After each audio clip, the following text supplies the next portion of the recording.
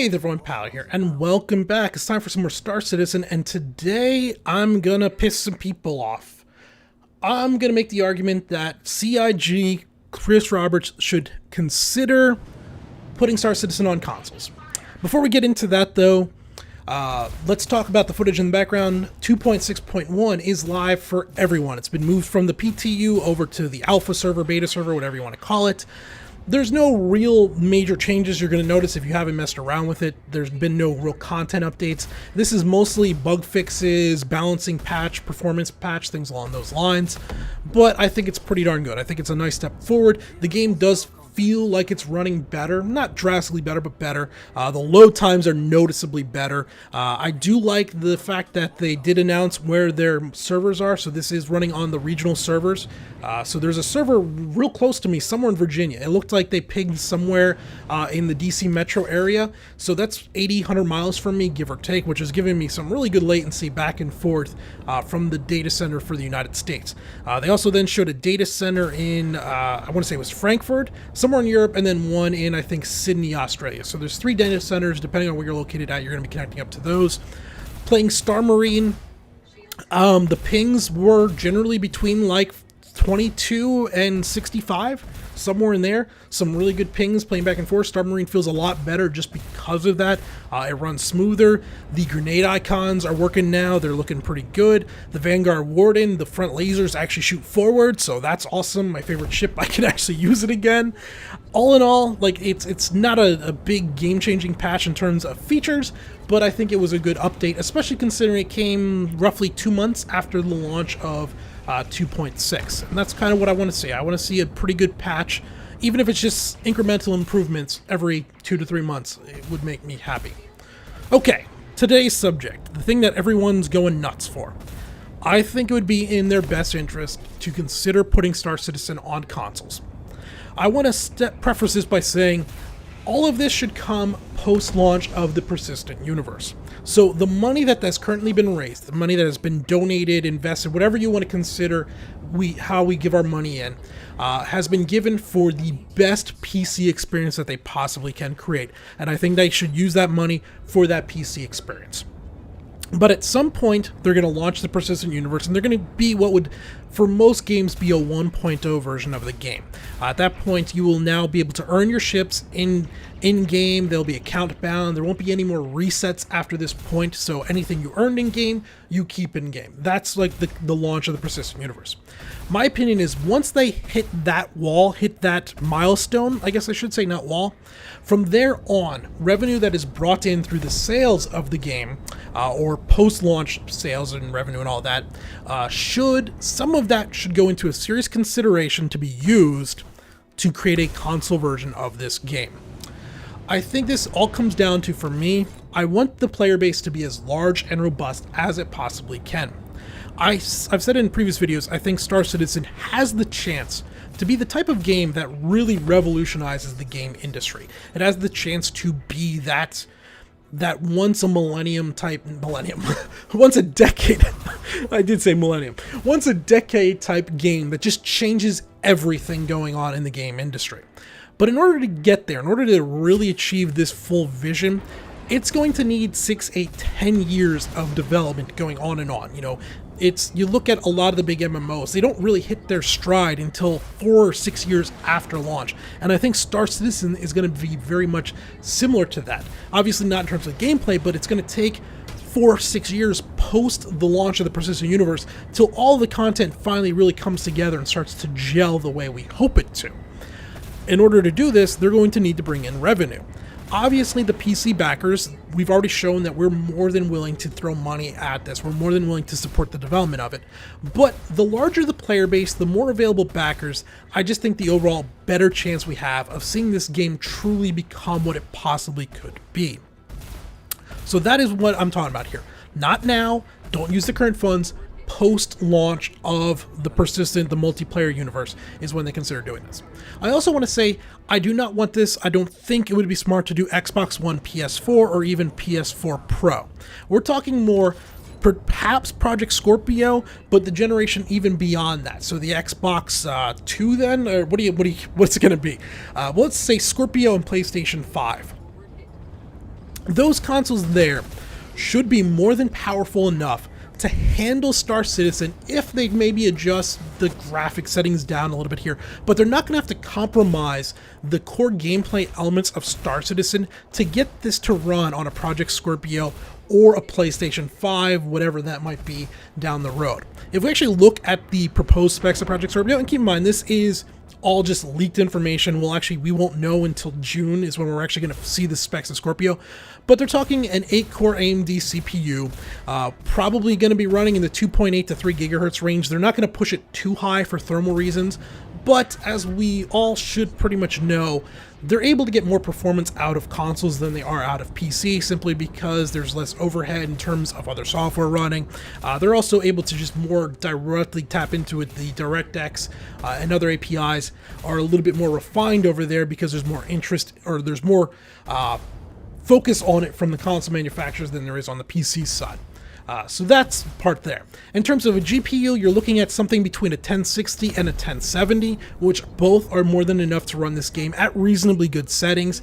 And then RAM, it's going to be at least 8 gigs because that's what they currently have. If we're going to guess, it's probably going to have 12 or 16 gigs of RAM. All of this is enough to run Star Citizen without compromising any of the design decisions or anything like that.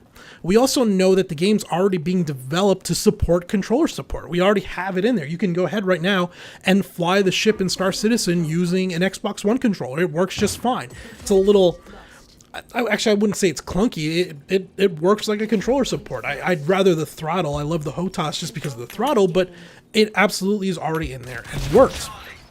So when we look at this and we can bring over the full-fledged version of the game, and the only thing we'd really be giving up on is perhaps the keyboard and mouse in terms of typing, so it would be a little bit harder to communicate with people, but the core gameplay could be moved over to these higher-end, these next-gen consoles without compromising, and it expands that player base potential so much. I've said this before, and I'll say it again, I am through and through PC gamer first and foremost.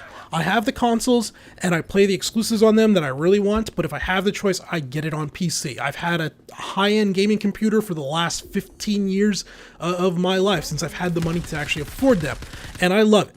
But I also know, and I realize, and I admit that there are quite a few people out there that they just want to be able to get their game, put it in, and go. This is there's a large player base that is what they want.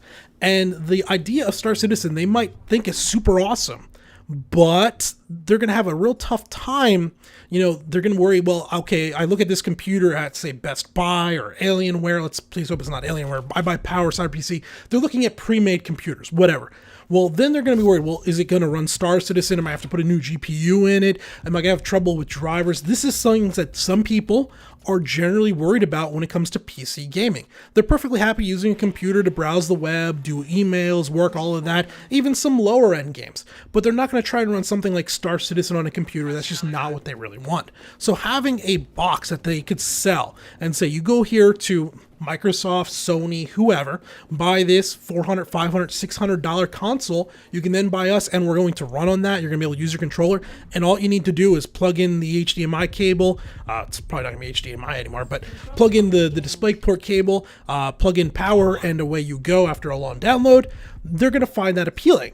And this is the market we need to try and get, because we have to realize Star Citizen is somewhat niche, not just in terms of the gameplay and a high skill curve, a very steep learning curve in terms of flying, but also the hardware required to run it makes it niche. There's not a lot, well, there's a lot, but the fact that you need a fairly beefy computer to run this game drastically limits its possible player base.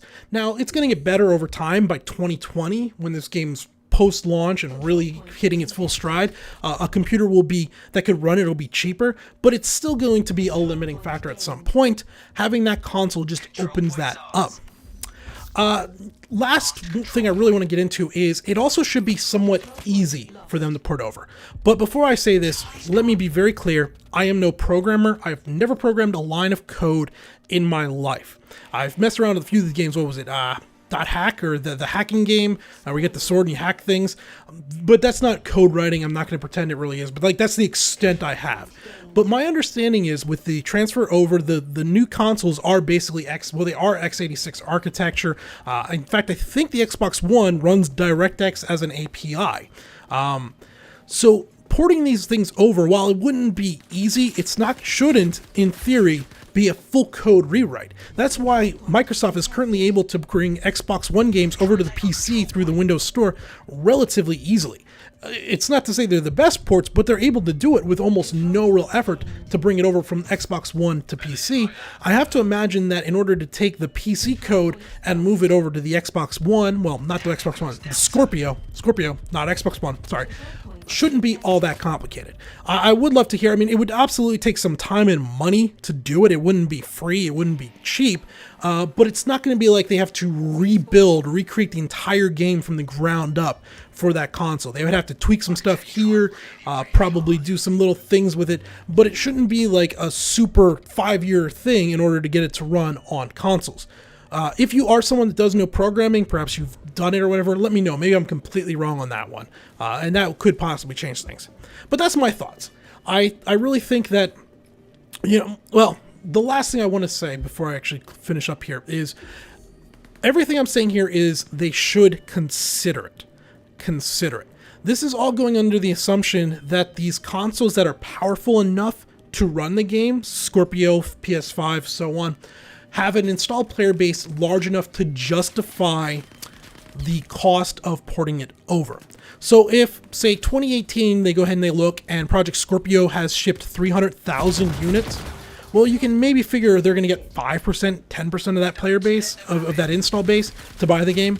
Probably not worth looking into it then. However, if in 2018 they find out that the Scorpio has shipped, say, 8 million units, well, now, even if it's just 5% of the install base considers buying Star Citizen, that's 400,000 people.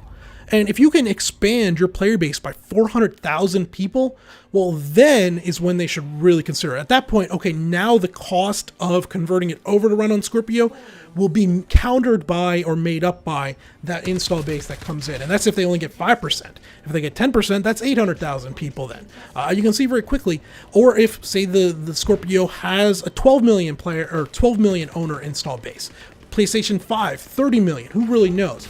It's got to be played by ear. This is why I've just been saying they need to consider it, but I do think it would be smart. Yeah, so that's my thoughts. I really hope you guys listen to my opinion here. I understand if you disagree with me. The keys are, I don't think that going over to consoles would cause any type of detriment to the current version.